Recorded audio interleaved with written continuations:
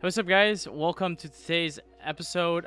Today I'm going to be focusing on teaching you guys how to combo off with your breaks. Yes, you've heard that correctly. I think every deck has some sort of break that, is almost unplayable, and a lot of people generally tend to just give up when they see the break, kind of like just, saying, oh, whatever, what can I do? I guess I'll just take the L. Well, today I'm going to teach you guys not to take that L and instead to turn it into a W. And how you're going to do that is to actually figure out ways to make use of your bricks and combo off with them. There's a lot of applications that you can do, especially with the way I built Infernobles. And I'm going to be showcasing you guys two examples. The first example is actually where I drew the brick and I had a play to get the brick out of my hand. But I still ended up on full combo regardless, even though the way to get the brick out of my hand was interrupted. And then second, I'm going to show you where I literally drew, I think 3 bricks, and I still full comboed. So that's going to be pretty crazy as well. But without further ado, guys, we're going to jump right into the video. But before we do, please don't forget to comment, like, and subscribe. And if we get 1,000 likes, yes, you guys heard it, 1,000 likes, I'm going to release the deck profile for you guys. I'm still waiting on some cards to come in as well. I'm going to show you guys the update Infernoble list post ban list. And I think it's super spicy. I'm excited to show it to you guys.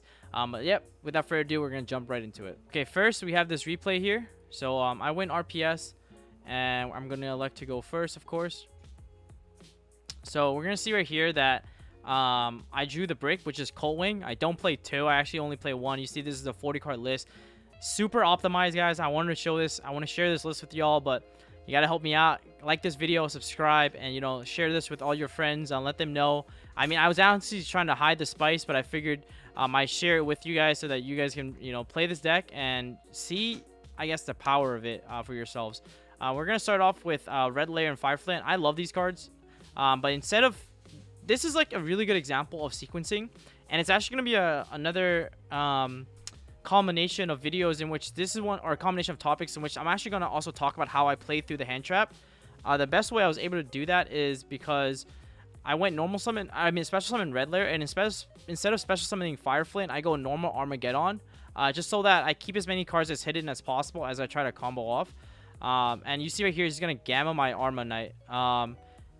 And the Armor Knight was actually, I needed this card to actually resolve because I would have dumped Plague Spreader, and then Plague Spreader would have actually shuffled back the Colt Wing onto the top of my deck, and I would have been able to have an extra tuner extender on top of his Soul Day, and as well as actually I would have played through the Gamma on this Soul Day actually. So that would have been actually very powerful.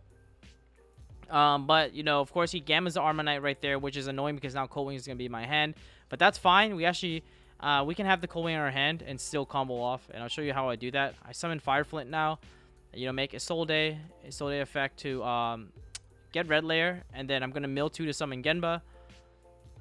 I'm gonna use Link Cross effect to make 2 tokens, make Metal Marcher, make Tatsunoko, and then I'm actually gonna use the Colt Wing in my hand. Yes, Colt Wing in my hand with the Tatsunoko to actually make Power Tool Dragon, and then use Power Tool's effect.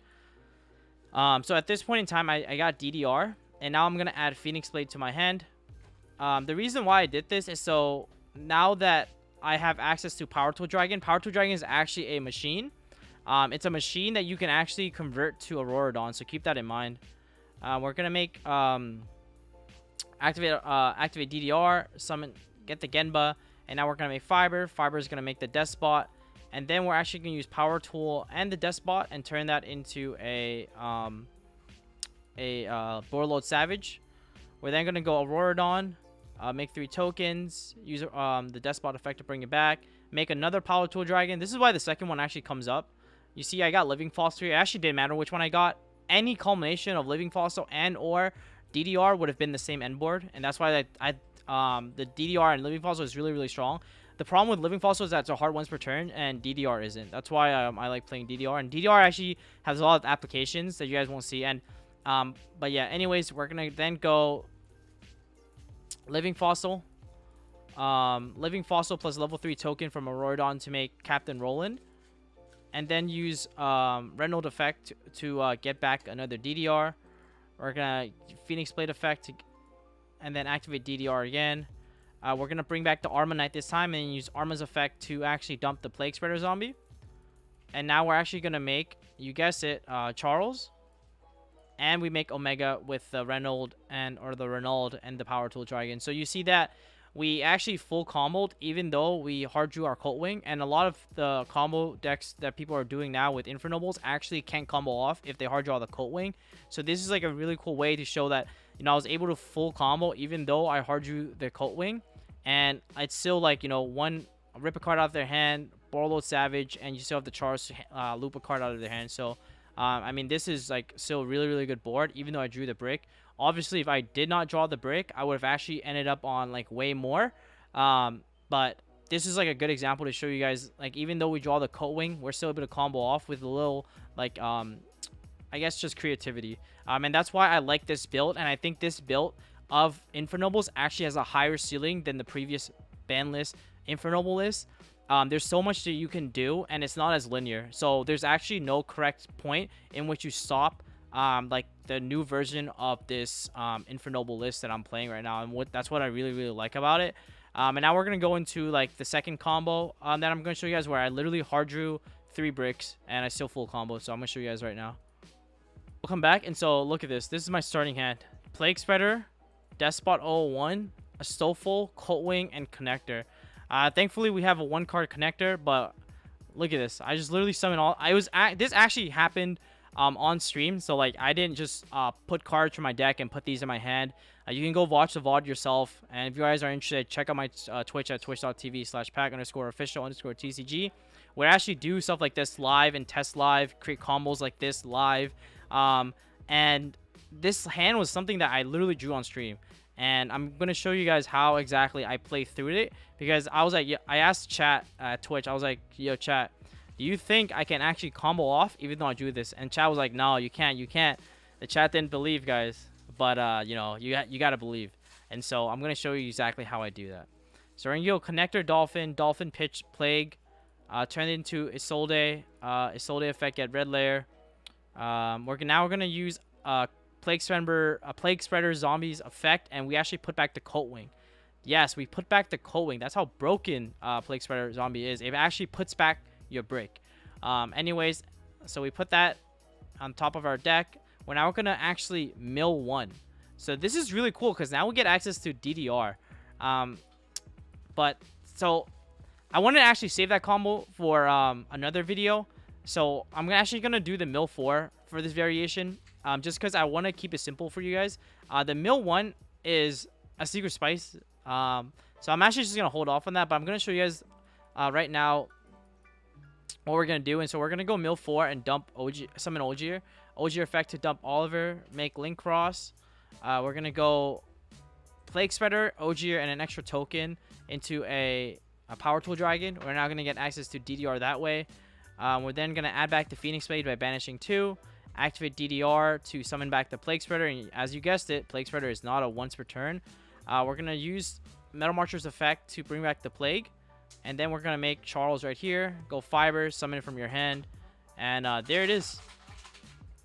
You're pretty much able to just full combo, even though we drew our bricks, and so that's what I really like about this. So we end up on the same end board, even though we hard drew our bricks, and we actually didn't need to a Rorodon effect, so we had an extra extender like Renault. We can actually just special summon Renault from our hand, add back Smoke Grenade, and then Smoke Grenade our opponent for 2 cards. So this is really powerful, and this is like what I'm trying to showcase you guys to get creative. There's so many different ways to combo now because we're adding new cards that elevate the ceiling of this deck, such as DDR, Power Tool. You know, we have Despot, so you have to be careful with your zones. I think this deck is probably one of the hardest decks to play in the current format, but it's one of those decks that will reward you for playing really well and getting creative.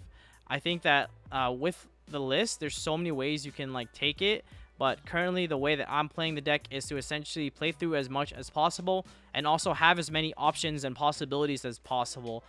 In the deck profile that you guys will see pretty soon, I'm actually going to explain why I play cards like Armonite, which many of you guys have been reading in the comments have considered that card a brick, or like a Plague Spreader, like that card being a brick, etc.